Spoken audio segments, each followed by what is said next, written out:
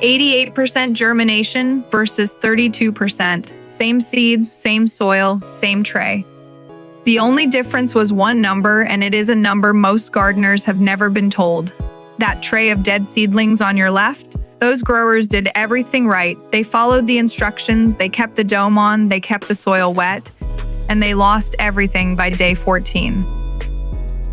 Does that sound familiar? Stay with me, because the tool sitting on your seedling tray right now might be the exact thing killing them. So here's the paradox nobody in the gardening industry wants to talk about. Every seed packet tells you to keep the dome on. Every beginner guide says keep it warm and wet. Big box stores sell humidity dome kits with zero instructions on when to remove them, and the science says the opposite. The University of Kentucky Extension published in 2026 states clearly, once seedlings begin to emerge, the dome must be removed promptly at 90 to 100% relative humidity. You are not protecting your seedlings, you're breeding secondary molds and triggering stem etiolation. Most gardeners wait until the seedlings look established. By then, the damage is already done. Now here's the number most gardeners have never heard of. It is called vapor pressure deficit, VPD. It is the measurement of how much moisture the air can still absorb. It is the single most important atmospheric variable in your nursery. The scientific target for seedlings is 0.5 to 0.8 kilopascals. That is the sweet zone, where air circulation and cell wall development work together.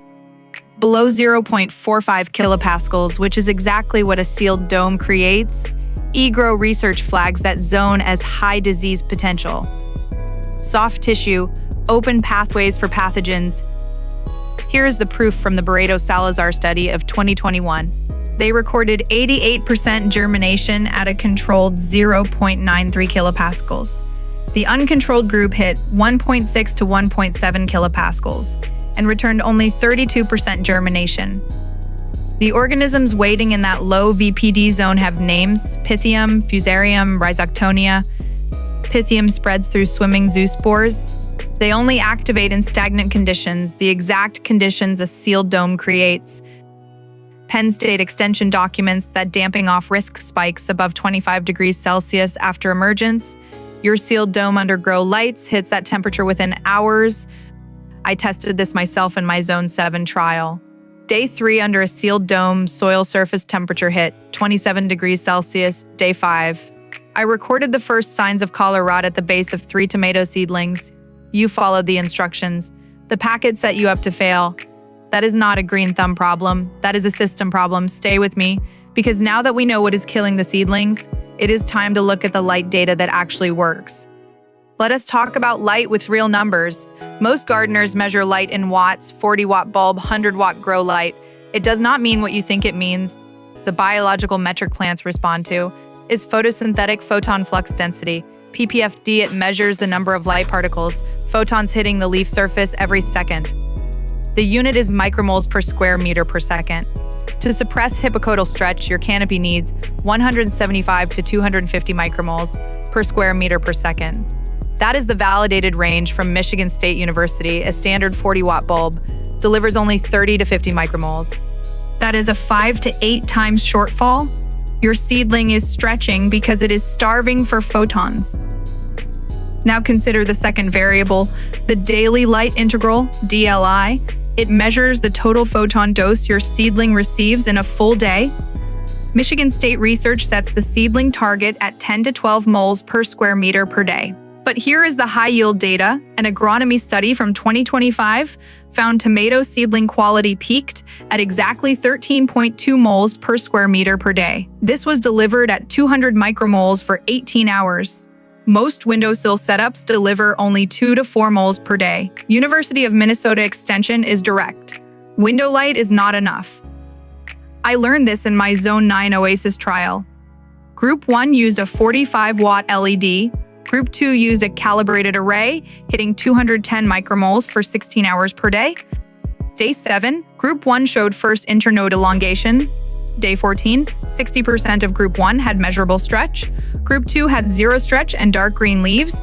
Day 21, Group 1 survival rate was below 60% after outdoor exposure. Group 2 was transplant ready with visibly thicker stems. The only variable was measurable light delivery. Now for the myth that makes experienced gardeners uncomfortable. Warmer is not always better. Penn State documents a specific danger window below 20 degrees Celsius before germination. Pythium activates. Above 25 degrees Celsius after emergence, pathogens activate. The precise safe window is 22 to 24 degrees Celsius, a 4-degree range. And the myth that kills most, keep the soil constantly wet. eGrow research from 2021 recommends allowing 30% dry down between waterings. Saturated soil activates pathogens within hours. Wet soil, low VPD, sealed dome, that is a pathogen incubator. So why has nobody told you this? VPD monitors and PPFD meters are standard equipment in every commercial greenhouse in the United States. They are not sold next to seed packets because Precision does not sell replacement trays of failed seedlings. The information has always existed, it just has not been translated for zones 5 through 9. Until now, here are the 3 steps you can take tomorrow. Step 1. Remove the dome the moment the first seedling breaks the soil surface. Do not wait. The moment you see the first curved stem, the dome comes off. Transition to 50 to 70% relative humidity if you do not own a hygrometer. That is your first purchase. It costs less than a replacement tray. This single action eliminates the primary trigger for Pythium, Fusarium, and Rhizoctonia damping off. Step 2. Measure your light in PPFD, not watts. Position your LED array 4 to 6 inches above the canopy. Verify you are hitting 175 to 250 micromoles. Run it 16 to 18 hours per day. The tools I used in the Zone 9 Oasis trial are linked in the description. These are the exact tools, not brand partnerships. Step 3. Track 3 numbers. VPD soil temperature, medium moisture. Target 0.5 to 0.8 kilopascals. VPD maintain soil temperature at 22 to 24 degrees Celsius. Allow 30% dry down. I ran these parameters across my Zone 7 and Zone 9 trials.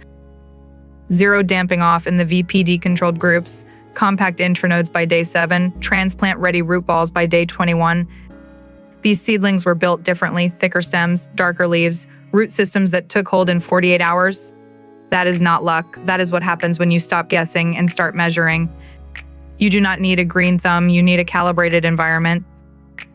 The gardeners who lose trays are not bad at gardening, they are working with incomplete information. The seed packet was wrong. Now you have the numbers, control the VPD, measure the light, respect the dry down cycle. Your seedlings will do the rest. If this changed your perspective, subscribe and hit the bell.